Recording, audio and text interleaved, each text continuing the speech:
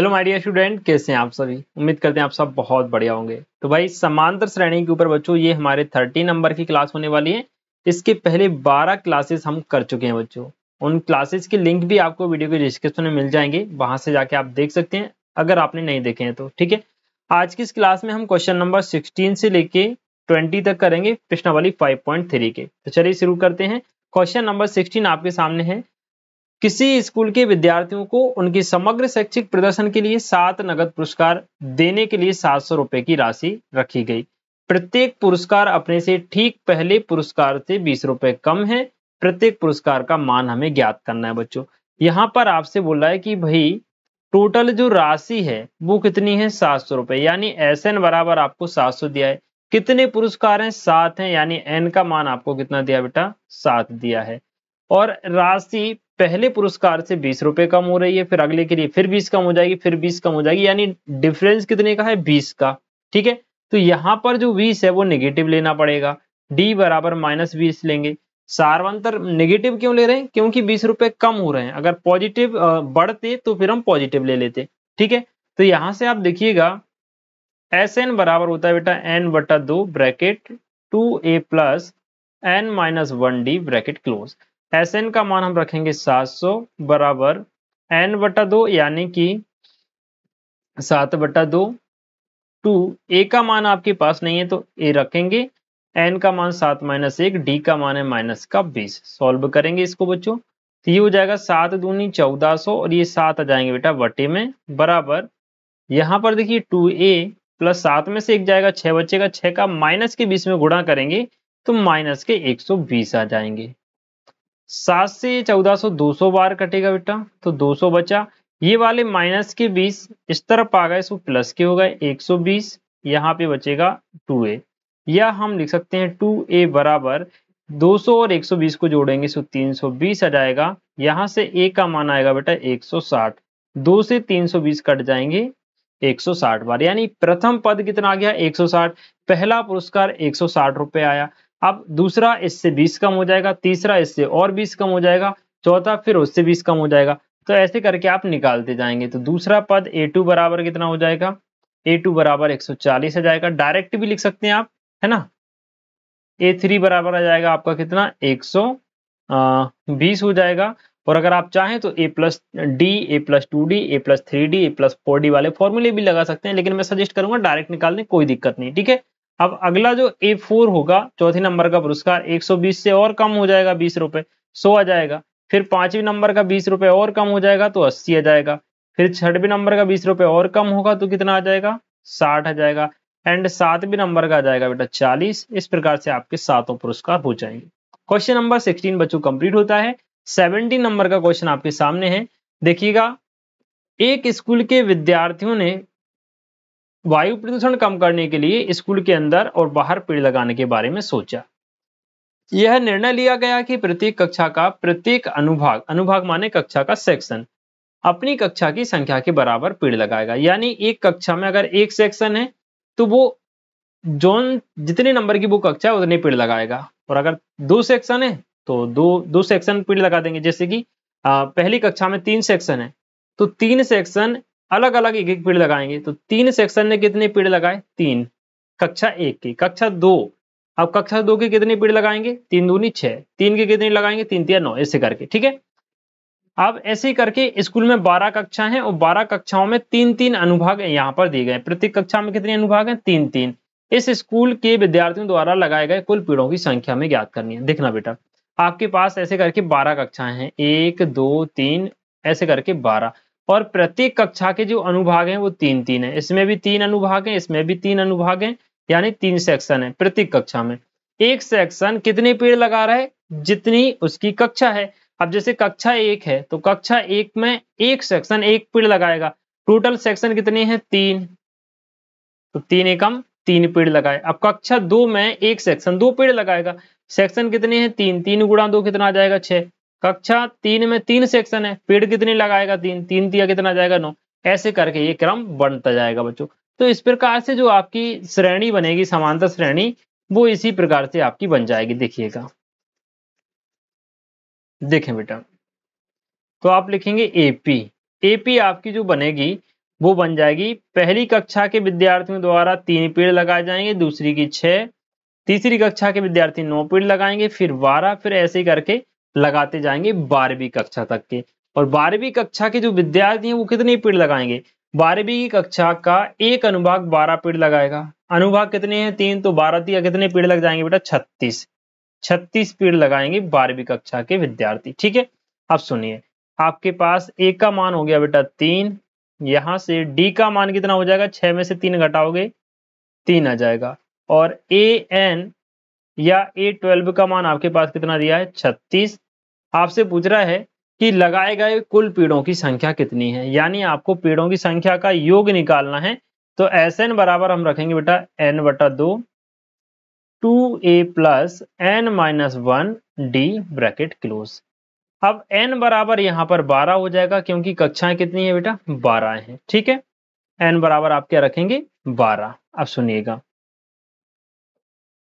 Sn बराबर 12/2 bracket 2, a का मान आपके पास 3 है, प्लस n-1 यानी कि 12-1, और d का मान कितना है? 3। सॉल्व कीजिए, Sn बराबर 6 बचेगा, 3 दूनी 6 प्लस 12 में से जाएगा 11, 11 का 3 में गुणा करेंगे 33। Sn बराबर 6 गुणा 6 और 33 होगा बेटा 39, 39 और 6 का गुणा करेंगे तो 4 और 6 नाम जाऊंगा 6 18, 18 और 5 23, 234 पेड़ लगाएंगी कुल विद्यार्थी। ठीक है, ये आपका क्वेश्चन नंबर 17 क्लियर होता है। यहाँ पर क्वेश्चन नंबर 18 आप सभी के सामने है। देखिए, केंद्र ए से प्रारंभ करते हुए बारी बारी से केंद्रों ए बी को लेते हुए त्रिज्या 0.5 सेंटीमीटर, 1 सेंटीमीटर, 1.5 सेंटीमीटर, 2 सेंटीमीटर वाले उत्तरोत्तर अर्धवृत्तों को खींचा गया है। खींचकर एक सर्पिल बनाया गया है, जैसा कि आकृति में आपको दर्शाया गया है। 13 क्रमागत अर्धवृत्तों से बने इस सर्पिल की कुल लंबाई क्या है? ये बच्चों आपसे पूछा गया। देखो, एक अर्धवृत्त बना कहां से बेटा? ये बन गया यहां तक, जिसकी लंबाई L1 है। दूसरा अर्धवृत्त बनेगा यहां से लेके यहां तक, जिसकी लंबाई L2 है। फिर यहां से लेके यहां तक बनेगा L3, इसकी लंबाई हो गई। और यहां से लेके बना बेटा यहां तक, इसकी लंबाई हो गई L4। ठीक है, ऐसे करके 13 अर्धवृत्त बनाने हैं और सभी की लंबाइयों का योग हमें ज्ञात करना है। बहुत आसान क्वेश्चन है, बस थोड़ा सा आप तसल्ली से देखिएगा। देखना बेटा, त्रिज्याएं आपको दी गई हैं। पहले वृत्त की त्रिज्या कितनी है? 0.5 सेंटीमीटर। दूसरी त्रिज्या कितनी है? 1.0 सेंटीमीटर। एंड R3 का मान दिया है 1.5 सेंटीमीटर, और R4 का मान आपको दिया है बेटा 2.0 सेंटीमीटर। अब ये जो L1, L2, L3 है, ये अर्धवृत्त की लंबाई है। पूरे वृत्त की लंबाई होती है उसकी परिधि। परिधि का सूत्र होता है 2πr। परिधि का सूत्र क्या होता है बेटा? 2πr। ठीक है, अब अर्धवृत्त की परिधि क्या हो जाएगी? 2πr/2। अर्धवृत्त मतलब आधा वृत्त, आधे वृत्त की लंबाई क्या हो जाएगी? 2πr/2। 2 से 2 कट जाएगा, तो अर्धवृत्त की लंबाई आ गई πr। बात समझे बच्चों? अब ऐसे करके हमारे पास 13 अर्धवृत्त हैं। तो L1 का देखना बेटा, श्रेणी आपकी बन जाएगी L1, L2, L3, ऐसे करके L13 तक। इन 13 अर्धवृत्तों की लंबाइयों का योग हमें ज्ञात करना है। तो L1 मतलब प्रथम अर्धवृत्त की लंबाई कितनी हो जाएगी? πr1। तो L1 बराबर πr1 का मान है बेटा 0.5 सेंटीमीटर। तो L1 बराबर आ जाएगा 0.5 सेंटीमीटर। ऐसे ही आप L2 निकालेंगे तो इसका आ जाएगा 1.0 सेंटीमीटर। एक ही फॉर्मूले में रखेंगे, चलो फॉर्मूला भी लिख देता हूँ। πr2 होगा इसका फॉर्मूला। तो अब जब आप L2 का मान निकालेंगे तो R2 का मान है 1 सेंटीमीटर, तो ये आ जाएगा आपका 1.05 सेंटीमीटर। बात समझे बच्चों? इसी प्रकार से यहां पर आप देखें L3 का मान, एक मिनट, यहां पर आप देखिएगा L3 का मान ये हो जाएगा 1.55 सेंटीमीटर। एंड ऐसे ही करके आपका L4 आ जाएगा, L5, L6, ये सारे मान बच्चों आ जाएंगे। लेकिन ये सारे हमें नहीं निकालने, हमें केवल 3 पद तक लिखते हैं, हमारी श्रेणी बन जाती है। अब यहां से L1 मतलब हो गया बेटा A, या आप इसी को L1 भी लिख सकते हैं। इसका मान आया आपके पास 0.55 सेंटीमीटर, 5 सेंटीमीटर। अब देखना बेटा D बराबर होता है L2 माइनस L1, यानी दूसरा पद माइनस पहला पद। तो दूसरा पद आपके पास कितना है बेटा 1.0 सेंटीमीटर माइनस 0.5 सेंटीमीटर, सॉरी पाई भी आएगा इसके साथ में, तो ये बनेगा आपका 1.0 पाई सेंटीमीटर माइनस 0.5 पाई सेंटीमीटर, घटाएंगे तो 0.5 सेंटीमीटर बच्चों आ जाएगा। ये किसका मान आ गया, ये डी का मान आ गया। आपको 13 अर्धवृत्तों की लंबाई याद करनी है, यानी आपसे एस एन का मान पूछ रहा है S13 का, तो n/2 bracket 2a plus n minus 1d, ये फॉर्मूला रखेंगे। नीचे देखिएगा बच्चों S13 बराबर 13/2 ब्रैकेट 2a का मान आपके पास है बेटा 0.5 पाई, n माइनस 1 यानी कि 13 माइनस 1, d का मान है 0.5 पाई। सॉल्व करेंगे तो S13 बराबर 13/2, यहाँ देखिए ये हो जाएगा केवल पाई, देखना हाँ 2, 2 का आधा कितना होता है बेटा 1, 0.5 का मतलब होता है आधा, 2 का गुणा 0.5 में करोगे 1 आएगा, 1 का गुणा पाई में करेंगे सो पाई आएगा बेटा। ठीक है, यहाँ बीच में प्लस रहता है, यहाँ भी प्लस आ जाएगा, 13 में से 1 घटाएंगे कितना बचेगा बेटा 12, और 12 का गुणा 0.5 में कर रहे हो मतलब 12 का आधा कितना हो गया 6, 6 का पाई में गुणा करेंगे तो कितना आ जाएगा 6 पाई, यहाँ पर कितना आ गया बेटा 6 पाई, 6 और 1 7 पाई हो जाएगा बेटा। तो S13 बराबर 13/2 गुणा 7 पाई, गुणा करेंगे तो S13 बराबर 13×7 91/2 पाई सेंटीमीटर 13 अर्धवृत्तों की लंबाई का योग हो गया।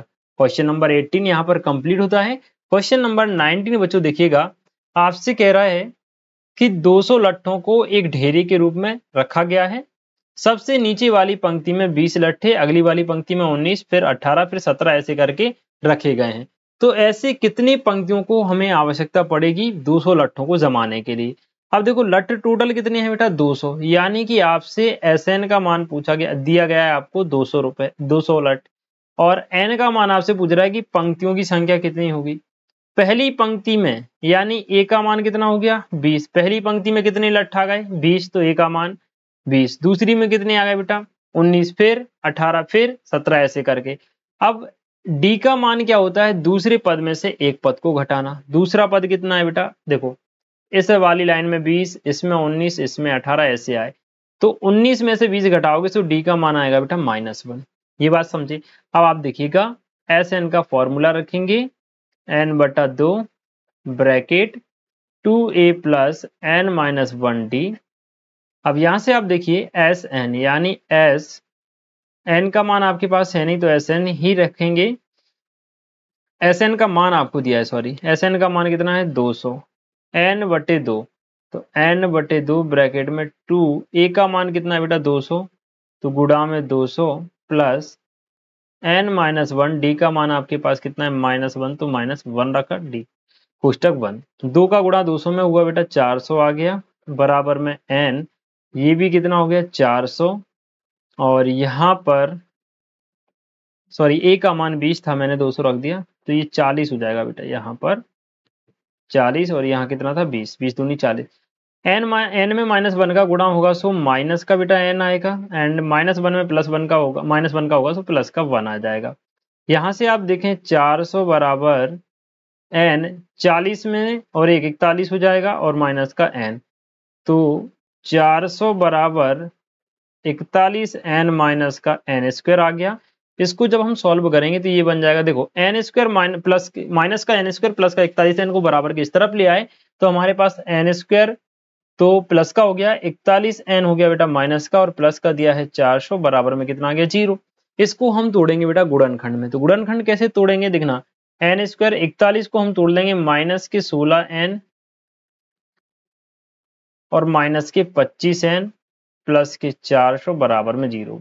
कॉमन लेंगे बेटा n, तो n माइनस 16 बचेगा, माइनस का 25 कॉमन लेंगे तो यहाँ भी n माइनस का 16 बचेगा, बराबर में 0। अब n माइनस 16 कॉमन लिया दोनों में से तो यहाँ बचेगा n माइनस 25 बराबर में 0। यहाँ से देखें n का मान कितना आ गया 16 और दूसरा n का मान कितना आ गया 25। 25 हमको नहीं लेना है, n बराबर हमको 16 एक्सेप्ट करना है। क्यों करना है भाई, क्योंकि 16 पंक्तियां बनेगी, 25 बन ही नहीं सकती। ठीक है, 25 बन ही नहीं सकती। ठीक है भाई, तो n का मान कितना आ गया हमारे पास, 16 आ गया। अब यहाँ पर देखें, उसने बोला कि सबसे ऊपर वाली पंक्ति में कितने लठ रखे जाएंगे, ये हमको बताना है। सबसे ऊपर वाली पंक्ति कितनी हो जाएगी, 16वीं पंक्ति, क्योंकि पहली दूसरी तीसरी करके ऐसे टोटल पंक्तियां कितनी, 16, तो सबसे लास्ट में कौन सी आएगी, 16वीं। तो 16वीं पंक्ति का मतलब हो गया A16, इसका फॉर्मूला हो गया A+15D। तो A16 बराबर A का मान है बेटा 20 प्लस 15D का मान -1। तो A16 बराबर 20, 15 हो जाएंगे माइनस के, घटाएंगे तो A16 का मान आएगा 5। ये आपका आंसर हो जाएगा, यानी कि सबसे अंतिम पंक्ति में 5 लठ रखे जाएंगे। बात समझे। ये क्वेश्चन नंबर 19 आपका कंप्लीट होता है। चलिए एक लास्ट क्वेश्चन रह गया, उसको भी हम यहाँ पर देख लेते हैं फटाफट से। देखिए भाई, क्वेश्चन नंबर 20 आपसे बोल रहा है, एक आलू दौड़ प्रतियोगिता में प्रारंभिक स्थान पर एक बाल्टी रखी हुई है जो पहले आलू से 5 मीटर की दूरी पर है। यहाँ पर एक बाल्टी रखी है, यहाँ पर एक आलू रखा है, और इन दोनों के बीच की दूरी कितनी है, 5। फिर ऐसे ही करके इस रेखा में और भी आलू रखे गए हैं, लेकिन उनके लिए खास बात यह है कि बाल्टी से पहले आलू की दूरी कितनी है, 5। फिर प्रत्येक आलू के बीच की दूरी 3-3-3 मीटर ऐसे करके रखी गई है बच्चों। ठीक है, अब ऐसे करके 10 आलू रखे गए हैं, और प्रत्येक प्रतियोगी बाल्टी से चलना प्रारंभ करता है, निकटतम आलू को उठाता है, उसे लेकर वापस आकर बाल्टी में डालता है। दूसरा आलू उठाने के लिए वापस दौड़ता है, उसे लेकर वापस आता है, बाल्टी में डालता है, और ऐसा तब तक करता है जब तक कि सारे आलू खत्म नहीं हो जाते। तो सभी आलूओं को बाल्टी में डालने के लिए उसे कुल कितनी दूरी चलनी पड़ेगी, ये हमको बताना है। संकेत भी यहाँ पर दिया गया है। तो यहाँ पर आप देखिए, पहले आलू को उठाने के लिए वो कितना गई, 5 किलोमीटर गई, वापिस आई तो कितना हो गया, 10। अब दूसरे आलू को उठाने के लिए कितना जाएगी, 5 तो यहां तक गई, 3 और है तो 8 गई, और 8 वापस आएगी। तो पहली दूरी चली उसने 10 किलोमीटर, फिर दूसरी चली 16 किलोमीटर। अब तीसरी दूरी कितनी हो जाएगी, 8 और 3 11, 11 गई, 11 वापस, तो कितनी हो जाएगी बेटा, 22। फिर कितनी हो जाएगी, 28। ऐसे करके वो दूरियां चलती जाएगी। टोटल दूरियां कितनी है, 10 दूरियां हैं, 10 का योग हमको निकालना है। ठीक है, तो सबसे पहले हम लिख लेंगे बेटा यहाँ पर AP। AP आपकी क्या बन रही है, पहली दूरी उसने चली 10, दूसरी चली 16, तीसरी चली उसने बेटा 22, फिर उसने चली कितनी 28। सब में 6-6 का डिफरेंस आ रहा है, ऐसे ही करके आगे बढ़ती जाएगी। यहां से आप देखें A का मान 10, D का मान 16 में से 10 घटाएंगे 6, एंड टोटल कितनी दूरियां चलना है उसको, 10 दूरियां चलना है। ठीक है, आलूओं की संख्या कितनी है, 10, तो n बराबर आप रखेंगे 10। ठीक है, अब आपसे पूछा गया है कि 10 दूरियों का योग कितना है, तो निकालो भाई योग का फॉर्मूला होता है बेटा Sn बराबर n/2 bracket 2a plus n-1d bracket close. Sn या S10 भी रख सकते हैं, n की जगह 10 रख सकते हैं। यहाँ 10/2 ब्रैकेट 2a का मान है आपके पास बेटा 10 प्लस n का मान हमने रखा है 10, 10 में से 1 जाएगा सो 9 बचेगा। d का मान हमारे पास कितना है बेटा, 6 है, तो 6 रख दिया। तो Sn बराबर 10 में 2 का भाग जाएगा, 5 बचेगा, यहाँ 10 दूनी 20 हो जाएगा, 9 6 54 हो जाएगा। यहाँ पर 54 20 हो जाएगा बेटा 74, 74 का गुणा करेंगे हम 5 में, तो 5 गुणा 74 बराबर 5 की 20, 5 7 35 और 2 37, 370 मीटर की दूरी बेटा चल जाएगी 10 आलूओं को बाल्टी में डालने पर। इस प्रकार आपका आंसर जाएगा 370 मीटर। तो ये आपका 5वां अध्याय बच्चों इस वीडियो में कंप्लीट होता है। प्रश्नावली 5.2 के सभी क्वेश्चन हमने आपको कंप्लीट करवा दिए हैं। उम्मीद करते हैं आपको ये वीडियो पसंद आएगी। पसंद आए वीडियो को लाइक जरूर करना है, आपको दोस्तों के साथ शेयर भी करना है और हमको सपोर्ट भी करना है। मिलते हैं आप सभी से बहुत जल्दी अगली वीडियो में, तब तक के लिए खुश रहें, मस्त रहें। जय हिंद।